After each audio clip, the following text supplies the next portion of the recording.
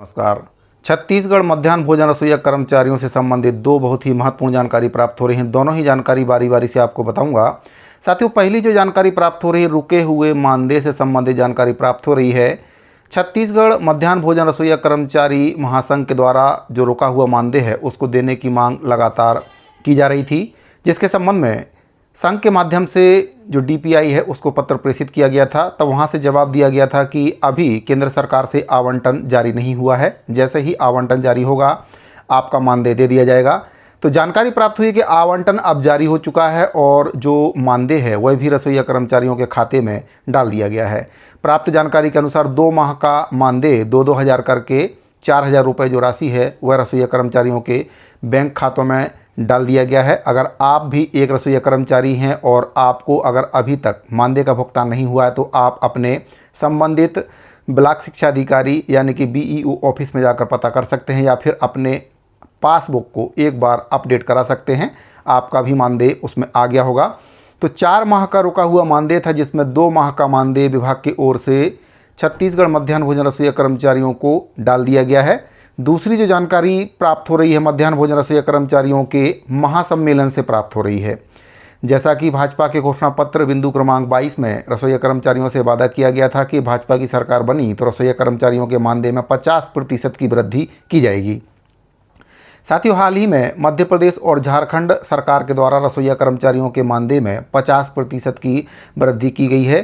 छत्तीसगढ़ में घोषणा पत्र में इस बिंदु को शामिल करने के बावजूद रसोइया कर्मचारियों के मानदेय में 50% की वृद्धि अभी तक नहीं की गई है, जिसको लेकर रसोइया कर्मचारियों में काफ़ी नाराज़गी भी देखी जा रही है। इसी को लेकर रायपुर बूढ़ा तालाब में 19 अक्टूबर को महासम्मेलन का आयोजन छत्तीसगढ़ मध्याह्न भोजन रसोइया कर्मचारी महासंघ के द्वारा किया गया है, जहां पर मांगों को पूर्ण कराने के लिए आगामी रणनीति रसोइया कर्मचारियों के द्वारा बनाई जाएगी कि किस प्रकार से 50% की जो वृद्धि है सरकार से ली जाए, क्योंकि घोषणा पत्र में बात शामिल है लेकिन इसके बावजूद भी सरकार मांग को पूरा अभी तक नहीं कर पाई है। इसके साथ ही रसोइया कर्मचारियों के द्वारा कलेक्टर दर पर वेतन देने की मांग भी अपनी रणनीति में शामिल किया गया है।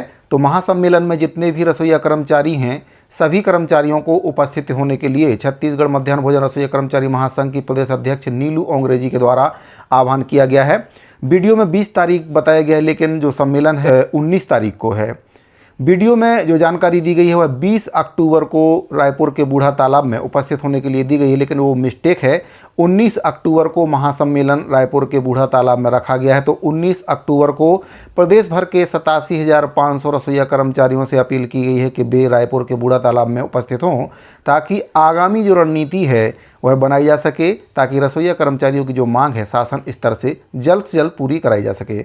जय जोहार, जय छत्तीसगढ़ संगवारी हूँ। हम अनहरा रसोइया दीदी, प्रधानमंत्री शक्ति पोषण में निर्माण काम करने वाली रसोइया दीदी। कुछ दिन पूर्व में मैं मंत्रालय गए रही हूँ, तो वहां बोले रही से 4 माह से हमारे वेतन नहीं आए करके। तो वहां सूचना दे रही से कि भारत सरकार से पैसा नहीं आए करके। फिर से 1 हफ्ता बाद में फिर से मंत्रालय के दौरा करे हम, तो वहां सूचना दी से कि भारत सरकार से पैसा आ गए, हफ्ता दिन के भीतर आप मन के अकाउंट में आ जाही करके। तो आप सब जन मैं फिर सूचना करे रहे हो कि 8 अक्टूबर से 9 अक्टूबर के बीच में हमारे सबके खाता में आही के। तो 8 तारीख के हमार मन के मोर खुद के खाता में 2,000 2 महीना के मतलब 4,000 पैसा है, 2 माह के पैसा जमा हो गए। मोला पुष्टिकरण करी से धमतरी के जिला अध्यक्ष, बलरामपुर से करी से, जांजगीर चांपा से करी से, महासमुंद से करी से, रायपुर से करी से, बलौदा बाजार से करे हैं, बहुत सारा पेंड्रा से, बहुत सारा जिला से मोला पुष्टिकरण करी से कि हमार मन के खाता में आ गए हैं, मैसेज आ गए हैं दीदी करके। आज 9 अक्टूबर है, मैं फिर से ये वीडियो रिलीज करत हूँ।